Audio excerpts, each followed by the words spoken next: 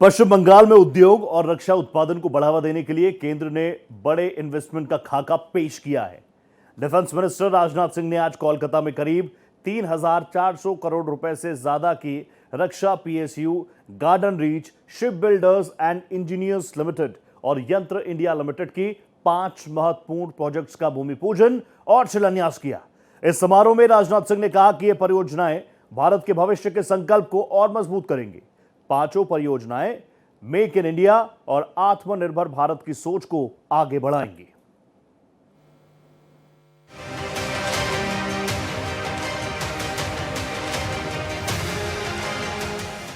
गृह मंत्री अमित शाह के बाद रक्षा मंत्री राजनाथ सिंह पश्चिम बंगाल के दौरे पर पहुंचे। यहां पहुंचकर राजनाथ सिंह ने डिफेंस सेक्टर को बड़ी सौगात दी।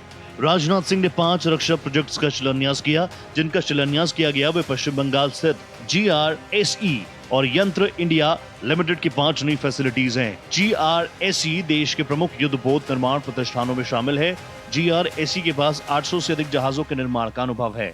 इस मौके पर राजनाथ सिंह ने कहा, हमारा लक्ष्य होना चाहिए कि क्वालिटी ऐसी कि दुनिया भरोसा करे, कीमत ऐसी कि दुनिया चुने और डिलीवरी ऐसी कि दुनिया बार बार ऑर्डर करे। स्वदेशी हथियार हमारे लिए कितना जरूरी है, इसका उदाहरण हमें ऑपरेशन सिंदूर के दौरान दिखा। ऑपरेशन सिंदूर के दौरान दुनिया ने भारत की स्वदेशी हथियार प्रणालियों की क्षमता देखी। साथियों, स्वदेशी हथियार हमारे लिए कितने जरूरी हैं, इसका उदाहरण हमें ऑपरेशन सिंदूर के दौरान देखने को आपको मिला होगा। केवल भारत को ही नहीं, भारतवासियों को ही नहीं, सारी दुनिया को देखने को मिला है।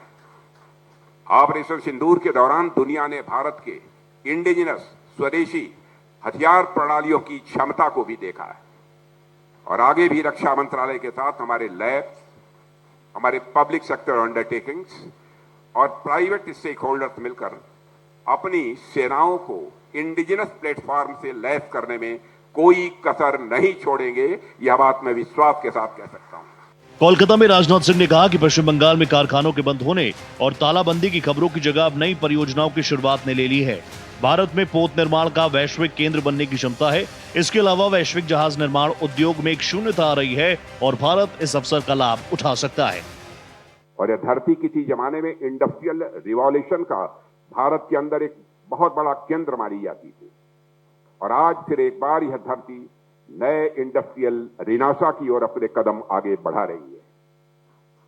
GRSE और यंत्र इंडिया लिमिटेड जैसे संस्थान इस बात के प्रमाण हैं कि बंगाल का इंडस्ट्रियल बेस फिर से मजबूत हो रहा है। यहां से शुरू होने वाले ये सारे प्रोजेक्ट डिफेंस प्रोडक्शन को तो ये बढ़ाएंगे ही, साथ ही साथ MSME, एलाइड इंडस्ट्रीज और हजारों लोगों के लिए रोजगार के नए अवसर भी पैदा करेंगे। रक्षा मंत्री ने कहा कि यदि हम हिंद महासागर क्षेत्र में जहाज मरम्मत और ओवरहॉल का केंद्र बन जाएं, तो विदेशी मुद्रा की बचत के साथ साथ हजारों रोजगार पैदा होंगे। आज भी हमारे बना युद्धपोत दुनिया के संघर्ष क्षेत्रों से होकर हमारी ऊर्जा आपूर्ति को सुरक्षित रखने में मददगार हैं। उन्होंने कहा कि हम रक्षा क्षेत्र में किसी भी देश पर निर्भर नहीं रह सकते। हमारी अपनी स्वदेशी कंपनियों और अनुसंधान संस्थानों को ही इस क्षेत्र में पूरी तरह प्रभुत्व हासिल करना होगा और आज ये 5 परियोजनाएं उसी रणनीतिक स्वायत्ता को प्रतिबिंबित कर रही हैं।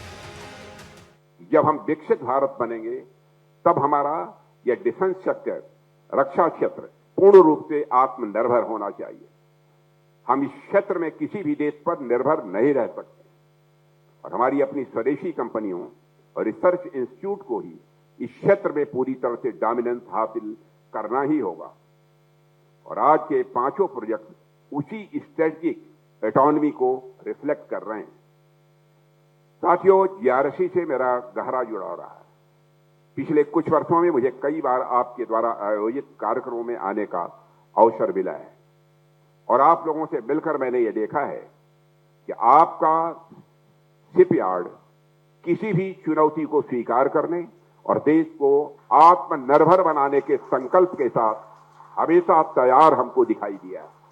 वहीं इस मौके पर बंगाल के मुख्यमंत्री शुभेंदु अधिकारी ने पिछली TMC और लेफ्ट फ्रंट की सरकारों पर जोरदार प्रहार किया।